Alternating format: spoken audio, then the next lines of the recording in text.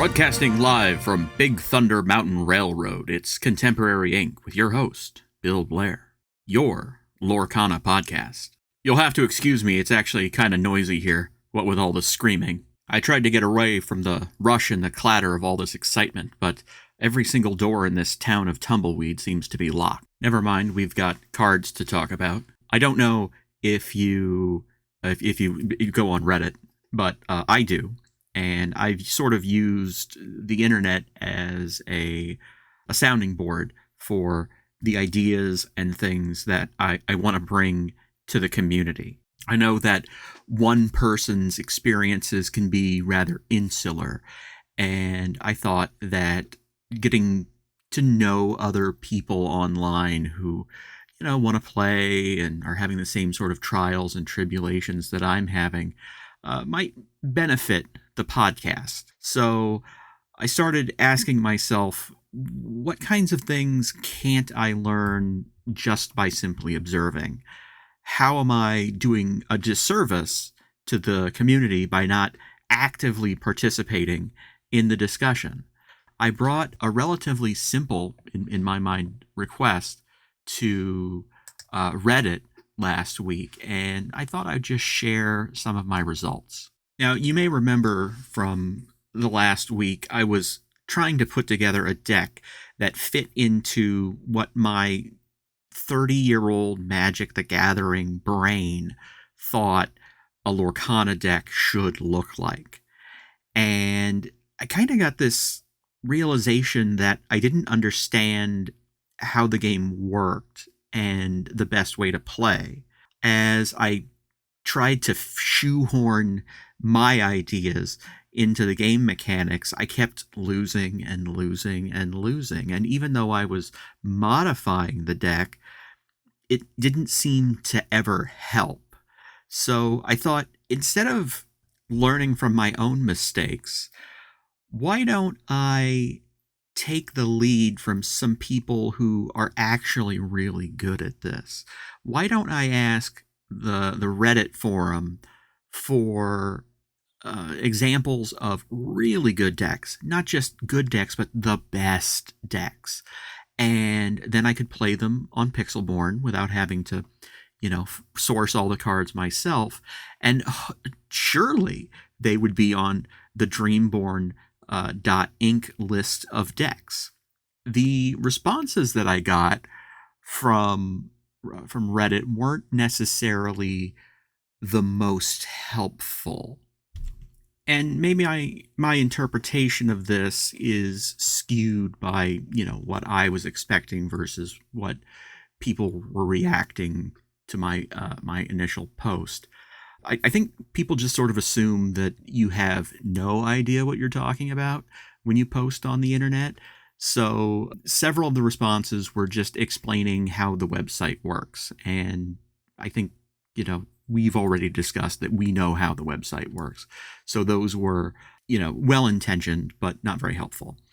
One person did point out that tournament results often have the deck list included in them, and that might be an interesting place to start. And we'll table that because that is something that I actually thought was a good idea. One commenter mentioned that Dreamborn doesn't actually have filters for timing. So a lot of the decks that got a lot of positive attention 3 months ago are still listed as being, very high in the ratings, whereas decks that have been made more recently that have sort of learned from the community's playing of the game might have fewer votes, even though they are, theoretically better decks.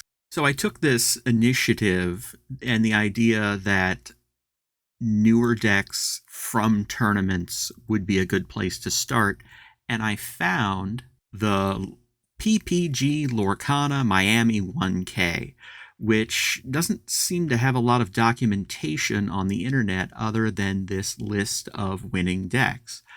And I was able to transcribe all of those winning decks. Now, these are from like a couple of weeks ago, so I'm sure other people have done the same thing.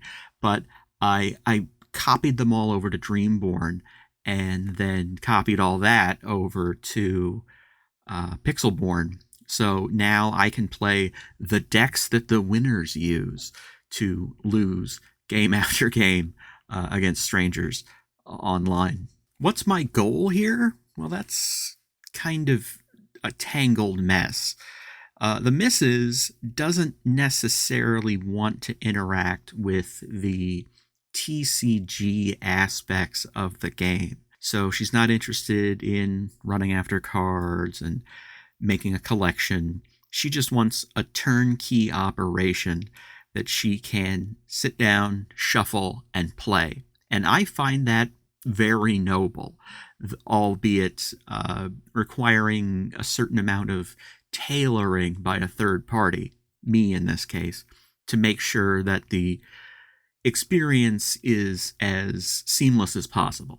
We had a blessed event this past week when on Friday my second starter deck actually showed up in the mail. I was able to find an Instagram seller who was selling singles, and they had bought the starter decks to just strip the cards out of the booster packs. They had no need for all the commons and foil cards, and so they sent me the sealed up little tissue paper package in the mail, and it was $15. So I actually lost out a little bit not getting that booster pack. But you know what? I think in this era of scarcity, just a couple extra bucks to actually have something in your hot little hands is probably worth it. And it wasn't that bad of a deal. So we were able to dry run actually having cards in our hot little hands, and it seemed enjoyable. You know, there's a visceral quality to actually having that cardboard wedged between your fingers, though the missus did say that the Pixelborn version lets you easily view your cards and your opponent's cards in a way that the physical game doesn't, meaning she was constantly asking me, what does Ursula's Cauldron do, and what is evasive again? I particularly enjoyed using D6 dice to represent the hit counters on the cards. I thought that was pretty neat. I've got some fun dice. But that being said, we kind of missed the elephant in the room last week.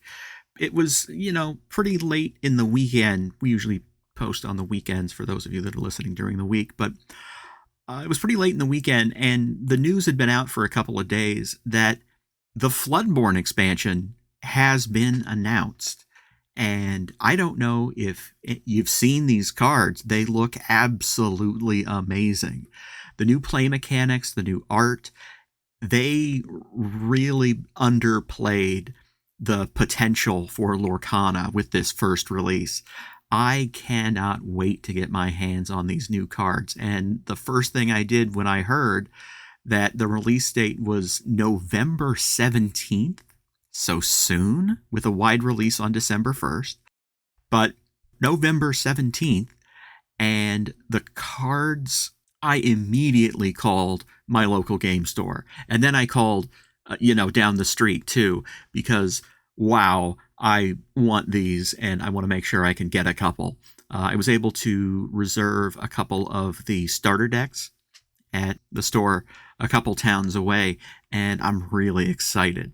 Before we get started taking a deeper look into what's actually going to be available here, let's just remind ourselves that August 18th, the release date for the first chapter, was really only like 6 weeks ago.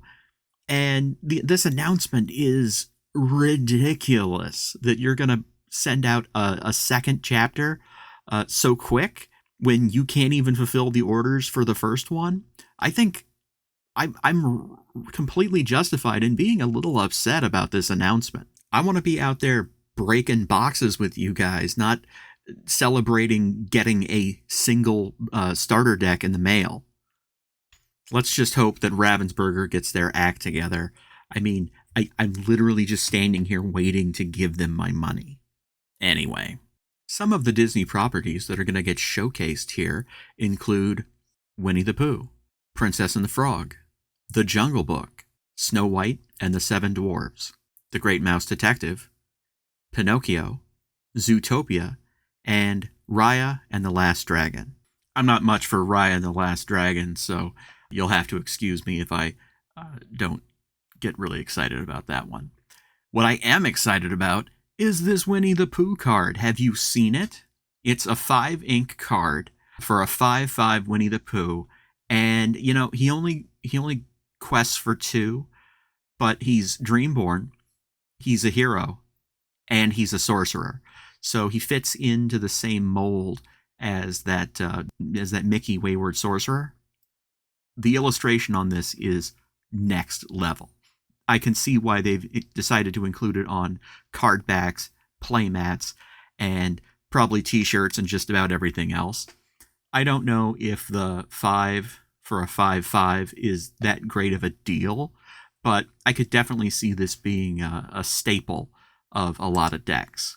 There's a Tiana card that looks absolutely stunning. She's done up for a masquerade, and for 4 non-inkable, she comes in at a 1/4. She's resistant to damage, which is an interesting new play feature that I'm really excited about. So every time she's dealt damage, she resists 2 of those damage. She also goes questing for 2. And while this character is exerted and you have no cards in your hand, opponents can't play actions. I thought that was kind of interesting. If the Floodborn thing is got you scratching your head, then you're going to be completely flummoxed by Gaston, Intellectual Powerhouse, where Gaston's dressed up steampunk style in front of a floating chalkboard with his plans to defeat the beast and win Belle's heart. 6 ink, you can't ink him though. Shifts for 4, and when you play this character, look at the top 3 cards of your deck. You may put one in your hand, put the rest at the bottom in any order, and he quests for 3. So, nice to have around. I think probably my favorite bit of art from all of the stuff I've seen here, including that Winnie the Pooh one, is Belle Hidden Archer. Now she's 5 with, and again, you can't ink her. I hope that's not a trend with these cards. She shifts for 3. Okay, so you can get her out a little early. Now she quests for 3, which is nice. I think the real standout here is she's Belle is dressed in like a hooded robe, like a ermine lined hood, and the arrows that she has knocked into that bow are also the roses from the Beast's whole rose thing. It's absolutely wild. This Floodborn stuff is crazy. Whenever this character is challenged, the challenging character's player discards all the cards in their hand. That is absolutely bonkers. Next, you've got Cinderella, and they're really pressing this thing where Cinderella is like a knight in training, which is great. She's 7 ink, but you can ink her, I guess, if you wanted to. She shifts for 5, she's resistant for 2, and whenever you play a song, this character may challenge ready characters this turn. Plus, she quests for 3. This is an absolute knockout.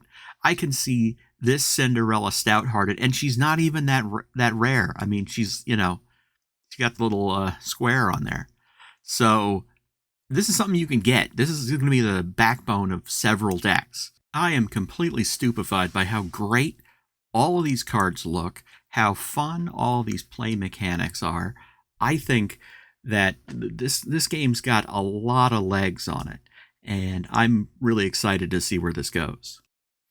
So I think the plan is I'm going to get on Pixelborn and start playing with these decks just so I can get a feel of what makes a good deck tick.